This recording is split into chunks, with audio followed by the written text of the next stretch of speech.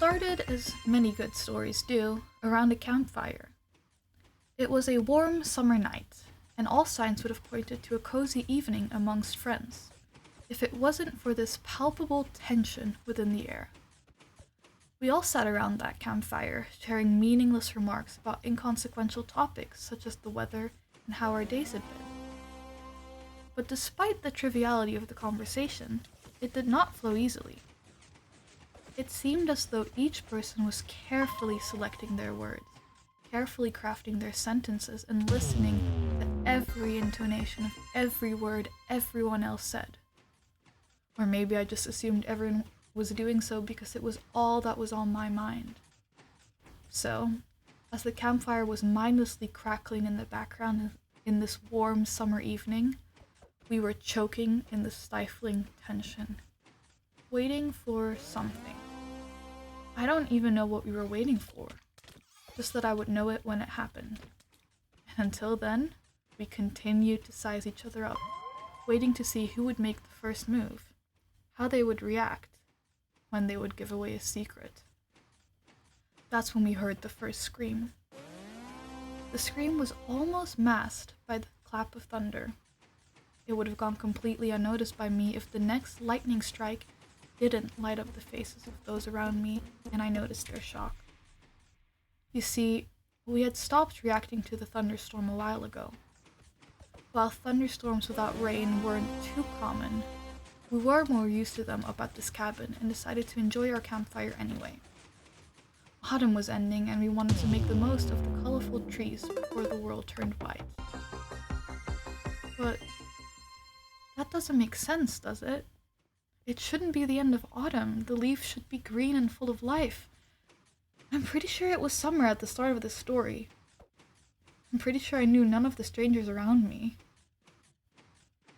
Nevertheless, I looked at my companions and saw that they too had heard the scream.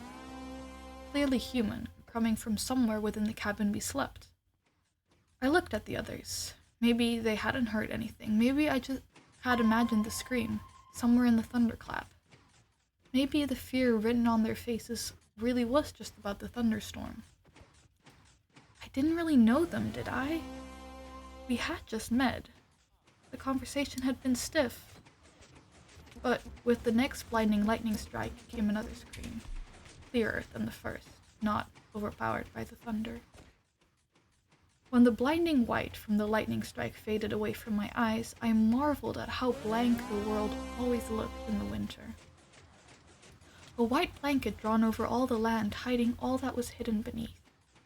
I turned to my friends as we shared happy tales of our recent adventures, marveling at how the quiet snow had turned to this whistling storm. We were sitting around the fire, inside the house now. Inside the house now that summer was long gone. Too cold to sit outside. But how did I know these people? I just said they were my friends, but I feel like I didn't know them before today. Somewhere there was a whispered memory of warm summer nights with tension in the air. Somewhere there was the absence of snow and the absence of rain in a thunderstorm, and the absence of friends in a strange place.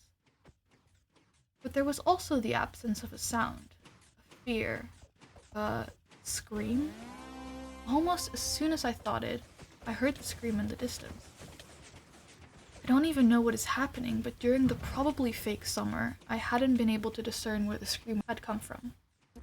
During my likely fake memories of autumn, the scream was inside the cabin. Now I didn't even know what was real. It could have all been a lie. But I did know one thing for sure. As memories of all three time frames, memories of all three seasons flashed through my mind, I did not know. I did not want to know what happened in the spring, because I now could tell the scream was coming from my own lips.